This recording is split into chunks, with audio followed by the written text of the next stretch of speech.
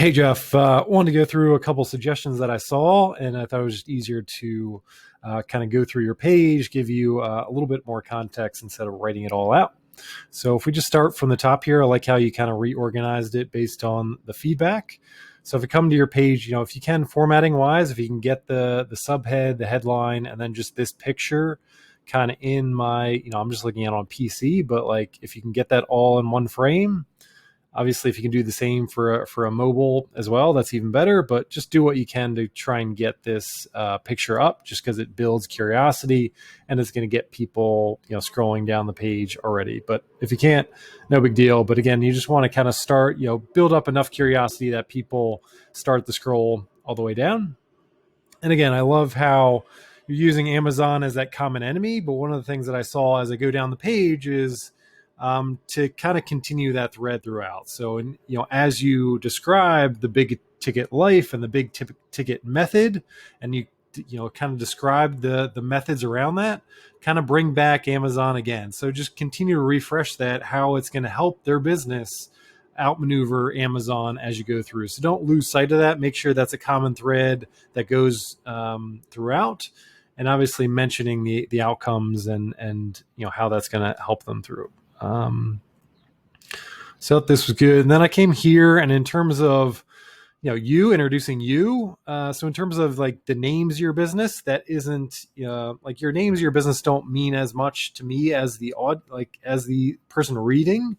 What I'd like to hear more about is, instead of giving me your company name, give me a little bit more about the outcomes that you've been able to establish. So Gardner's mattress, like, what to me as an audience member, you talked about a little bit further down in the letter, how it's kind of a premium mattress store, and how you've kind of differentiated. Is it a 7-figure business, 8-figure business, whatever it is? Just make it relevant to the audience, in that the name of the business doesn't really mean as much. Like, I don't recognize these brands, but like, what does that mean to somebody that is looking for specific outcomes? Like, again, think about your own credibility, like the fact that you can say, like, okay, I own multiple 6-figure businesses, multiple 7-figure businesses, and here's a little bit more, dig a little bit deeper beyond just giving us the names, and just talk about like the outcomes that you've been able to achieve to give yourself a little bit more credibility as you go through.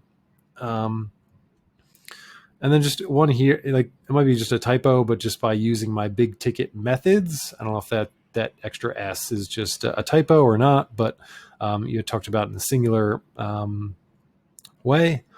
And then as you get into your story a little bit, the way that I would think about it, and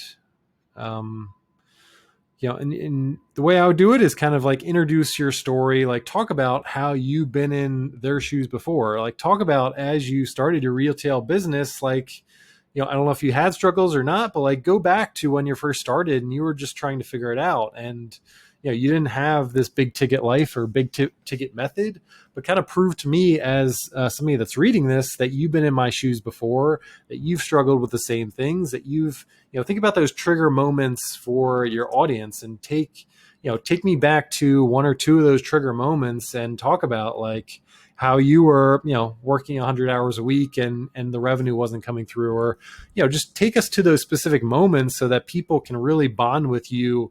And say like this guy gets it. Like, he's been in my shoes before and he's had that transformation. So that gives me hope that he can help me all the same. So really think about, like, again, like create an emotional story around it, and talk about like, here's where I was, here's how I got through this. And that can kind of it can lead to a nice lead into your process, and how you started to figure these things out, maybe one after another. So, give them a sequence as well, and kind of show that transformation, and talk about like, what does that big ticket life mean to you? I think that's one of the things that is kind of missing from this sales letter, is actually like, what does that big ticket life mean for you? Like, what are all the benefits that you've been able to achieve? Like, do you get to spend more time with your family? Do you get lower number of hours? Like, do you get to go on vacation all the time? Like, just really bring that stuff out, because that's really going to, like, again, like you're going to prove that you've been in their shoes before, but also right now your big ticket life lines up with what these people want, which is, more simplified life, less time grinding, more revenue. all those kind of things. What are all those things that you're going to unlock? Really define what that means for you and what you've seen it for. If you have clients, or it seems like based on your testimonials, you've had people go through some parts of this process. So talk about all the things that they've been able to experience as well, to just really talk about those outcomes, because the outcomes mean everything as you go along. The next part as I go down is kind of this part here.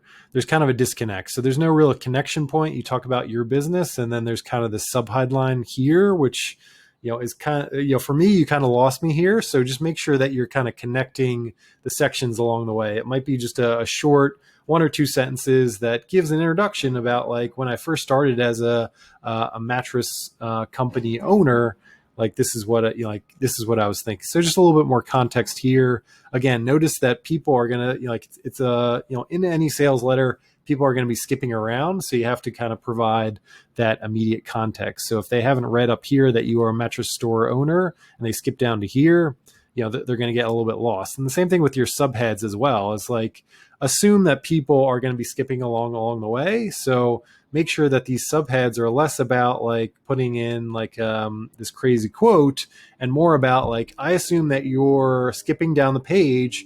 Here's what you need to know about this section. Here's how I can put in some curiosity to get you reading along the way. And even if the thing to do is, like, once you're done your letter, go through those subheads, and like, if people are just reading the subheads, are they getting the message that you are trying to convey? And based on right now, you don't have that, and that's perfectly fine. The subheads might be something that you do last after you finish all the entire sales letter and you're happy with it.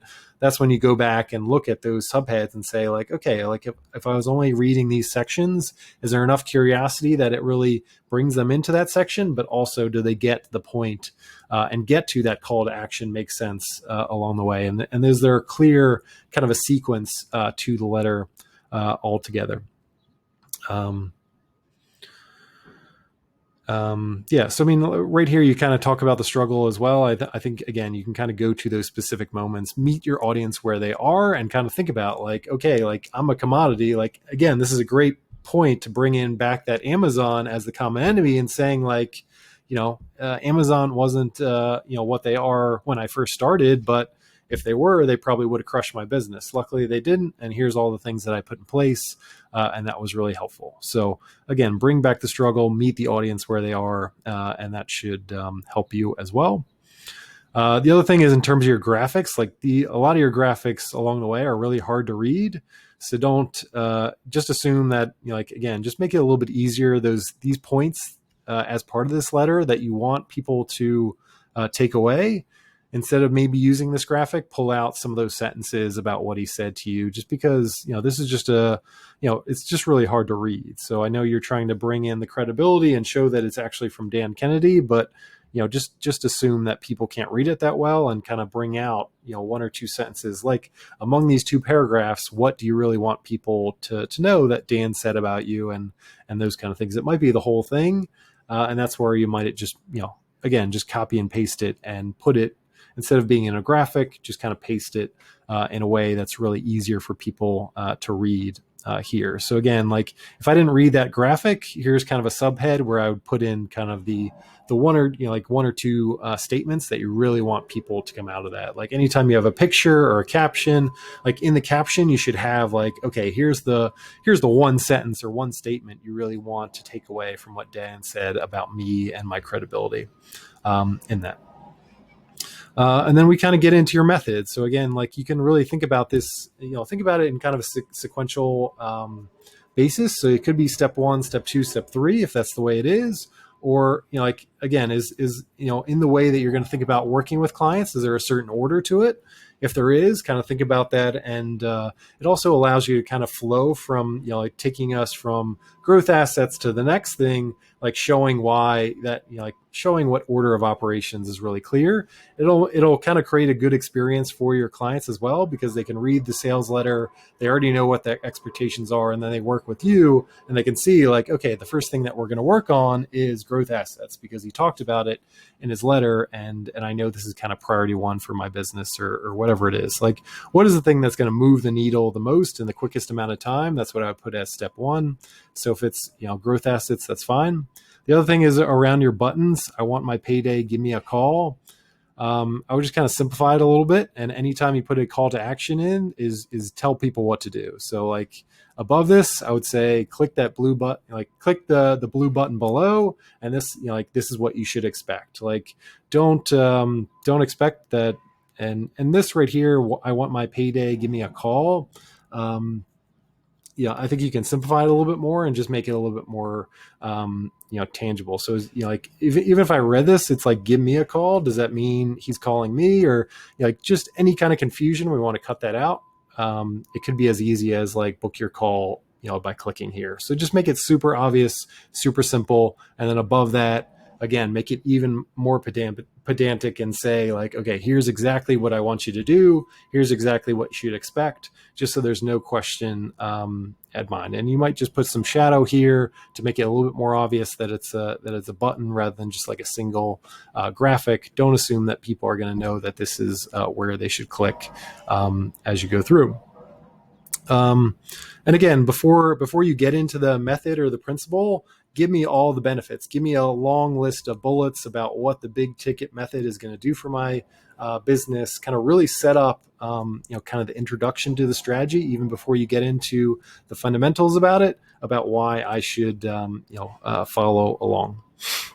And then again, the thing is about growth assets, again, bring it back to, as I read this, the one thing about growth assets is a lot of business owners will read this and say like, I'd love to have growth assets. I love to read a book, but I don't have time to do that. So in each of these principles, you have to kind of think about the objections or why people are going to say, yeah, I'd love to do that, but I don't have the time. And this is where at the end of each section, that's where you should tease out in the form of bullets or just of paragraphs about how you working with you will kind of accelerate this progress, how you will give them systems and processes to make this really easy and really quickly get results. So if you're going to help them write a book, you're going to give them the entire method, like give them how, like, again, think about their objections and how you can get this stuff out the door, because all this stuff might sound great to them, but they might not think it's realistic for their business or their bandwidth or things like that. So really, again, make it really clear about how you can help them and how giving you a call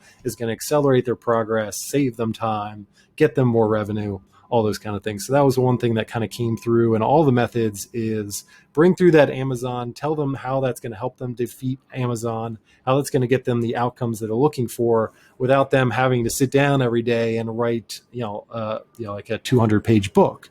Like just make it really easy and talk about how, again, like how talking to you is going to help, build all these assets in really quick time, and you're going to accelerate their progress with your process and your systems and all that kind of stuff. So that's that. Again, anytime you have a video testimonial, assume that people aren't going to watch it. So again, in the caption and below, I would just give a summary of what are those main points, what is in there that they really should know. Don't expect that just because a video is there that they're going to take something away. That is that. Again, as you go back to this one, if I'm skimming the sales letter and it says literal shit businesses can win on experience, be like, what does that mean? So again, just think about your, the sub headlines and things like that. Assume that people are skimming and that this headline will just make no sense whatsoever if they're not reading, above or below. The other thing is you kind of put testimonials around the method points, and I love that. The other point I would just have is if you do have broader if you do have, and you might not have, but if you had any other client testimonials that you can put towards the bottom that talks about the method or any success points along the way, even if it's, even if it's a consulting client that you might have had in the past, and it's not even the big ticket method, just anything that kind of brings up your credibility towards the bottom is just really helpful. And the other thing is just around, again, with the graphics, just really hard to read. The other things to consider is, like in terms of maybe price anchoring your services, before they even get on the call, giving people an indication of, the potential ROI capability. Like, again, going back to the outcomes, what have you been able to achieve? What have others been able to achieve is just really helpful, so they don't have to get on the call and learn that you are X%. It helps, it helps to just kind of price anchor your services before they even get on the call, or even to induce them to get on the call. So just think about, comparing your services versus all the other options that might be out there would be really helpful. So that's that. And then the final part is just like towards the bottom. Again, you can kind of think about this, and what I like to do at the end of each sales letter, and you try and you do it in the here to a certain extent, but what you can actually do is just talk about, like, okay, you've come to the end of this sales letter. You can obviously take the action that I want you to take, which is booking a call. But really talk about kind of the two paths. Like, number one, you can continue on the path that you're going on, where your business, continues to, be where it is. Talk about all the struggles there, how your time continues to get eaten up. Like, you can do nothing and not book the call, or you can, experience the big ticket life. And again, just reiterate all those outcomes. The other thing I would put in here is like FAQs, like just anticipate some of the objections that are coming through. What common questions do you get all the time? Put that on there, because you might have one person that has just some burning question that is the difference between them burning the booking a call and not. The other thing I would put in there is, if again, at the end of that FAQ is, if you have any additional questions that might be holding you up, give them an email address, give them a phone number that they can reach out to. So again, if they don't feel confident enough to book the call, they have at least something that's a little less of making a commitment, so they can send you an email versus booking a call. That makes, that might make the difference in the world between somebody that doesn't book a call and just kind of gets turned away, or just sending you an email with their main question, and then you can email back and forth and get to the point where they're confident enough to join a call with you as well. And then again, at the end, the other part I had here is like, see if you can pass the test. Again, like, test kind of brings people back to like school and academics. It seems really hard. Again, I wouldn't put the onus on them to kind of go through a test. So I always just change around the wording around test. Again, it's there's probably a better word, but again, like, as people kind of read that word, it takes them back to something that's really hard. It seems like, like, nobody wants to take a test. So like, it doesn't seem like something that's really motivating to me to get on a call with you if the first thing I have to do is take a test. Like, I don't know if I really am excited about doing that. So just kind of sit in your prospect's shoes, and as you lay this out, again, make it more audience focused, make it benefit focused, outcome focused, so they really are motivated to get on the call with you and see it as a kind of a pleasurable experience that they really are excited to do, versus like, the first thing he's going to do is give me a test and see if I meet his criteria, and then we can continue on with the call. It's just like, it's not that great. The other thing you can do is, like, if you want to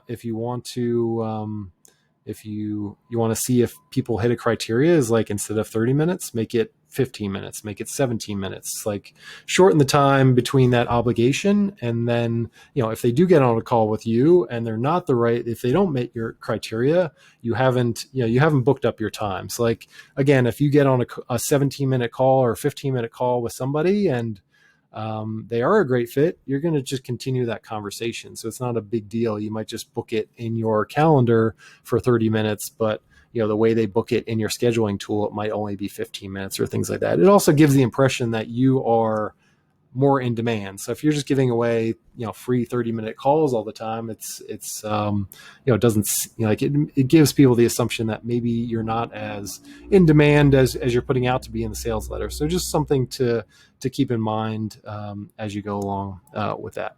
So those are my comments. Hope that was helpful. Sorry, it was a little bit rambly as well, but it was just the easiest way to do it. Thanks.